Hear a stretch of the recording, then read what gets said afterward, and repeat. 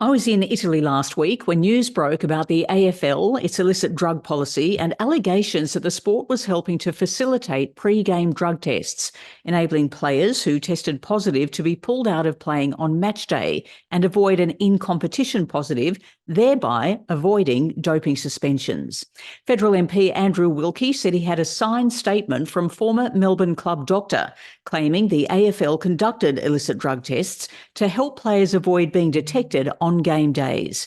The policy was put in place as part of the CBA, was said, to protect player welfare. Meanwhile, the AFL says it's reviewing the policy, and the AFL Doctors Association described the allegations as a distortion. My first reaction was, instead of this story being centred on an AFL team in Australia, what would people think if it was, for instance, the Chinese swim team? When asked, the AFL politely declined an interview. The Players Association has not got back to me. Government insiders say the Prime Minister wouldn't accept having the documents tabled in Parliament because proper process was not followed, a claim denied by a spokesperson for Mr Wilkie. Remember, this is a Labor government. It was also a Labor government behind the blackest day in Australian sport, when allegations were made a decade ago that crime gangs were attempting to infiltrate sport. The illegal drug trade is run by crime gangs who are involved in match fixing, people smuggling, human trafficking and money laundering. So is this story alleging a manipulation of the World Anti-Doping Code just an accidental consequence of a well-meaning policy? Or is it a loophole being used to prevent drug users being caught by the code sport must be a signatory to in order to receive government funding? The former Director General of WADA is David Howman, now Chair of the Athletics Integrity Unit. David, great to have some time of yours, given your experience in the world of anti-doping, and it continues to be so. I was just wondering what your reaction was and how you thought about this news that broke regarding the AFL a week or so back, and whether this seems like good policy with the health and welfare of athletes at its centre, or on the other extreme, whether it seems like a bit of an attempt at a cover-up of possibly, positive doping tests on match day. Yeah, well, that's a big question, and I can only answer it in sort of pieces, Tracy. The start point, I think, is that these policies were introduced almost 20 years ago. And when I was at the World Anti-Doping Agency, we confronted it with a number of player associations, not the AFL, but player associations in Europe, who were very concerned about recreational drugs being on the banned list. And at that stage, the player associations introduced this policy, which involved, it did not involve urine and blood testing. It involved, and I suspect it still does involve, hair testing, which was not an approved method by WADA, and nor is nowadays. So it was a test that wasn't under the radar of the World Anti-Doping Agency, and therefore the player associations implemented it. Now, since then, it seems that this is the first occasion that it has been highlighted in such a way that it looks as if there is some attempt to circumvent the anti-doping rules.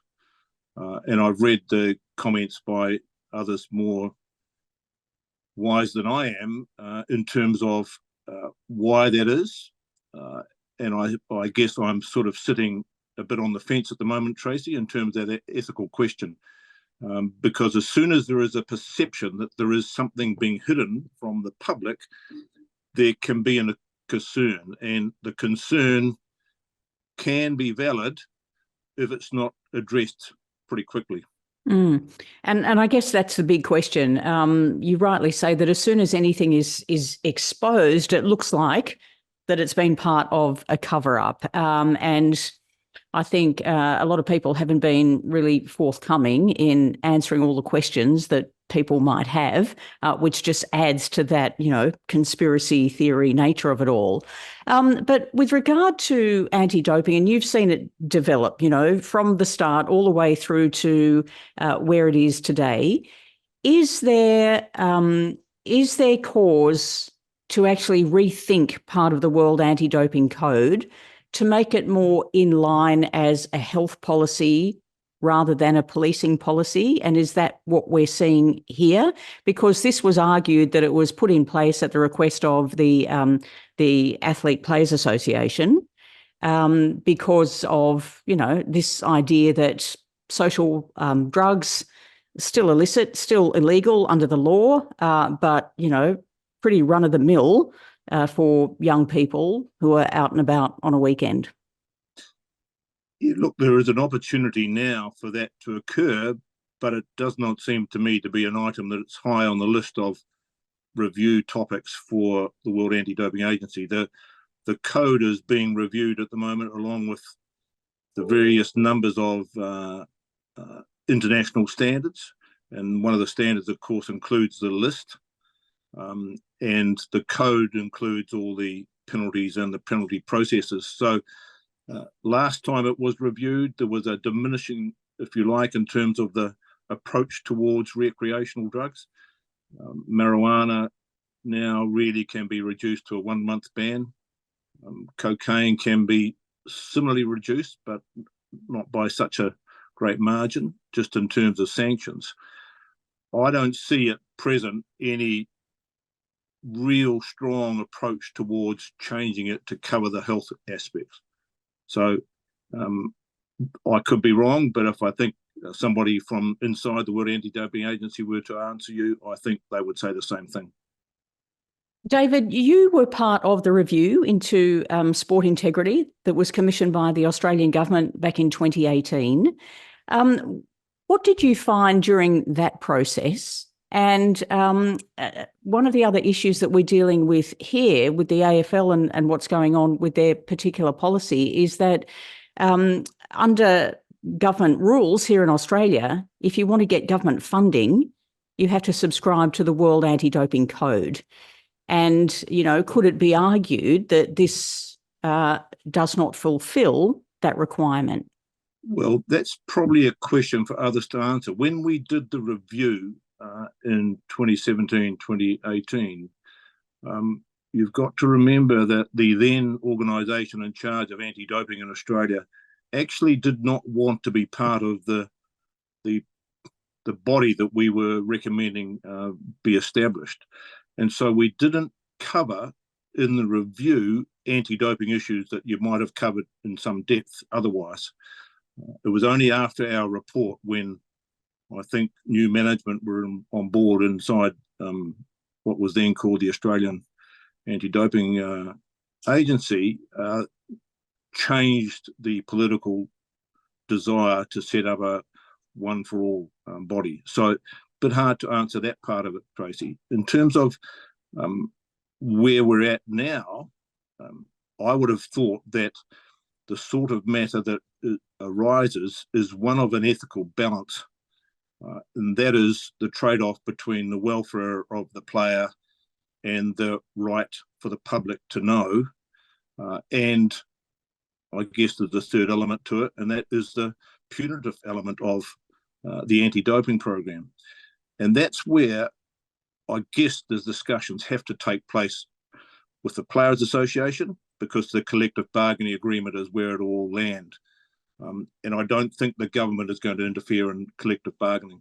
So the government might not interfere. Do you think there would be any will on the part of WADA to use this particular case as a bit of a test case? To be totally honest with you, no, I don't think WADA would look at that from that perspective. However, having just said that, I was in Lausanne a couple of weeks ago when the WADA had their annual symposium. And one of the features that the president of WADA raised was the fact that the investigations and intelligence department of the World Anti-Doping Agency had just been involved in a major heist in Europe involving cocaine smuggling and dealing. That surprised me a little bit, because I would have thought they were looking at more performance-enhancing drugs in terms of what they would do by way of their intelligence and investigations. However, it shows that they are looking at cocaine in a way that perhaps wasn't being looked at in the past, and therefore something might come from it. You know, someone said to me, and I hadn't thought about this until they said it, and that was the fact that, you know, cocaine dealing, like you were just talking about, this is how criminal gangs make their money. This is how they launder their money. This is how they, impact in communities in ways that they otherwise wouldn't be able to. And I guess we can go all the way back to the blackest day in Australian sport, when it was suggested that crime gangs were trying to infiltrate sport because they saw it as an avenue to do exactly that, to prise open other parts of society and be able to keep doing what they do illegally with some sort of cover. So are we just seeing the next phase of that potentially? And this is why WADA has decided to get involved in that element. Well, I could not say no to that, Tracy. I mean, my view on involvement of organised crime is that organised crime finds it really easy in sport because there's not much scrutiny in terms of what they do. And you can go all the way up to betting, to other aspects of corruption, and know that they are making money without any fear of being picked up. So I guess this is another area. It's really more typical, however, I think, of society rather than of sport. And sometimes I start to worry about whether sport should be doing the work that society should be doing. And that's where it should all be starting, in my view. I know that sport can get the headlines and therefore expose issues that might be going on in society, but I'm not so sure that they can answer them or remedy them.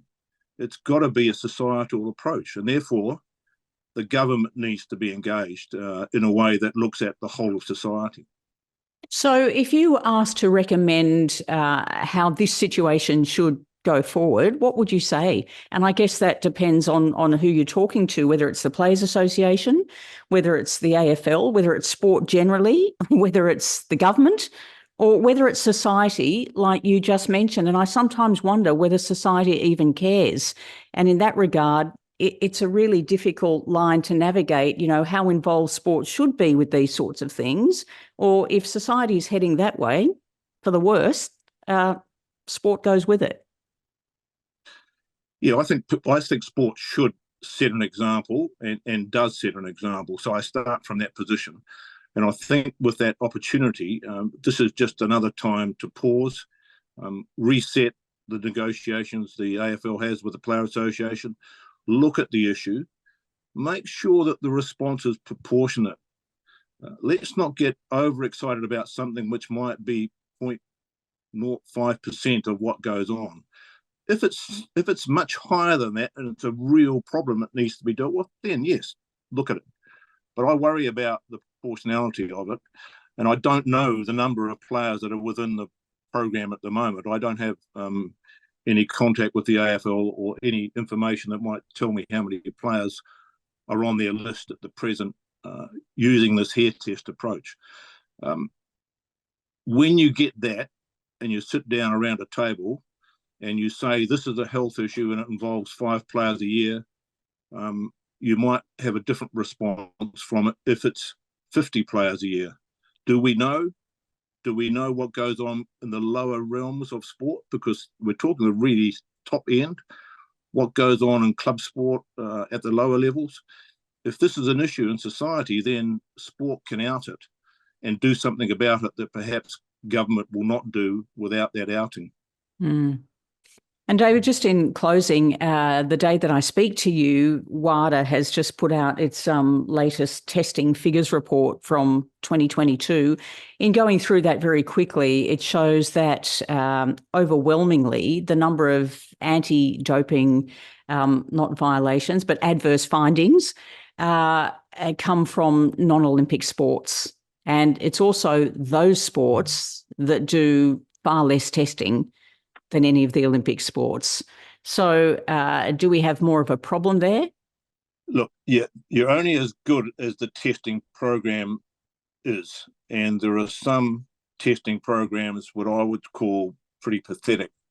So pathetic programs will not catch those who are cheating. You have to run a quality program and you have to have some form of incentive of catching cheats. My real concern is that incentive doesn't exist anymore. And it's through the compliance program that WADA is running. It's more, have you got the right rules in place? And I think when you've got about 2,500 pages of rules, you might be over-regulated. So it's a good time to reset and look at that issue, Tracy, to say, is there an anti-doping program which is successful? And do we now have no dopers? I listened carefully to an individual I respect in Lausanne who said she thinks we still have double-digit problem in sport as far as doping is concerned. Well, that's not indicated by the numbers you were just referring to. So we better do something about that. And when you say incentive, what does that look like? Sanctioning. Well, the only approach that you can adopt in terms of sanctioning anti-doping programs is to make sure that their quality is increased. And quality is something that at the moment is not being looked at. It's rather just quantity. And until we start looking at quality, probably on an individual sport basis, then I'm afraid we'll just look at numbers and say, well, you've done 1,000 tests and there's nobody being found, therefore you don't have a doping problem. I don't buy into that. David Howman, appreciate your time. Thank you. Thank you, Tracy.